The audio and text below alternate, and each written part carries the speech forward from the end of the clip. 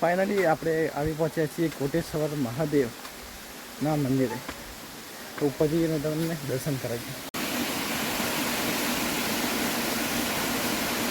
તો આપણે આવ્યા છીએ કોટેશ્વર મહાદેવ અને આવતા જ પહેલાં આપણને એક ઝરણું દેખાઈ ગયું છે જે બહુ જ ખૂબ સરસ અને સુંદર છે, જે તમને બેકગ્રાઉન્ડમાં દેખાતું હશે. તો આ ઝરણું નાનું એવું વોટરફોલ પણ કહી શકાય, સરસ મજાનું આવી રહ્યું છે અને બહુ જ સુંદર. અહીંયાથી નીચે જાય છે આ, અને ત્યાં પણ ઝરણા ટાઈપ વોટરફોલ ટાઈપ નાનું એવું બને છે અને ત્યાંથી પછી આ અંદર સમાય છે ત્યાં પાણીમાં. હવે આગળ જઈએ અને આગળ જોઈએ મહાદેવનું મંદિર ઉપર છે, તો જોઈએ આગળ. થોડીક સીડીઓની ઉપર આવેલું છે કોટેશ્વર મહાદેવનું સુંદર મજાનું મંદિર.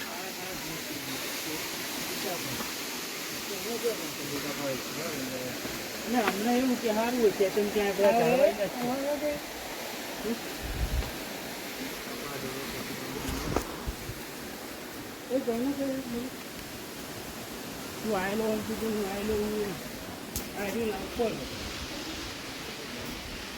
મુખ્ય મહાદેવનું કોટેશ્વર મહાદેવનું મંદિર છે અને એની અંદર જઈએ આપણે અને દર્શન કરીએ.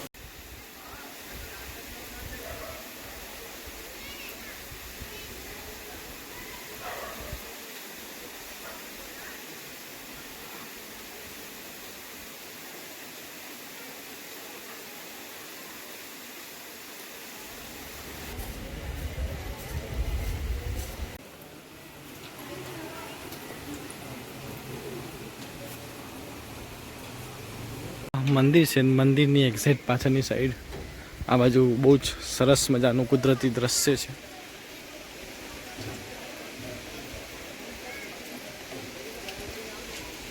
નજીક જ પાછળની સાઈડ એક સ્નાન ગૃહ છે. અહીંયા આગળ બધા નાય છે ને એવું કહેવાય છે કે અહીંયા નહાવાથી તમારા પાપ ધોઈ જાય. આને શું કહેવાય? ત્યાંથી પાછળથી પાણી આવે છે ઝરણું, અને અહીંયા બધા કુંડ બનાવેલા છે 3, 4, 5, અને એવામાં બધા નાય છે અહીંયા આગળ. અને એવું કહેવાય છે કે અહીંયા નાહવાથી પાપ ધોઈ જાય.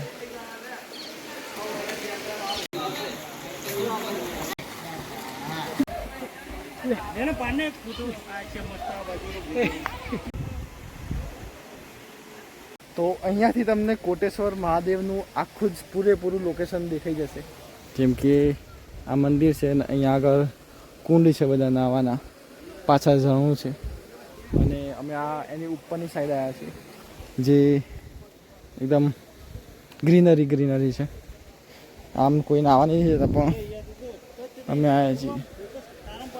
આ પાછળની સાઈડ ત્યાંથી તમે જશો તો ઉપર ગાર્ડન ટાઈપ ત્યાં બેસવાનું બી છે, બે સારી જગ્યા છે, ત્યાં બી બેસવાનું છે.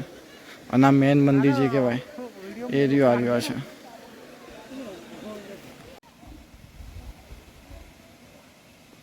નાનું એવું વોટરફોલ તો અહીંયા બી આવી જાય છે. ત્યાંથી જે મેં તમને બતાવ્યું કે પાણી આવે છે બધા કુંડમાં થઈને, એ લાસ્ટમાં અહીંયા આગળ પડે છે અને અહીંયાથી આગળ જાય છે. આગળ આવી રીતે ઝરણામાંથી પાણી આવે છે અહીંયા આગળ, અને અહીંયાથી વહેતું અહીંયા આગળ છે અને અહીંયાથી પછી આ બધા કુંડમાં જઈ અને લાસ્ટમાં મેં તમને બતાવી એવી રીતે ત્યાં પડે છે, આગળ જાય છે.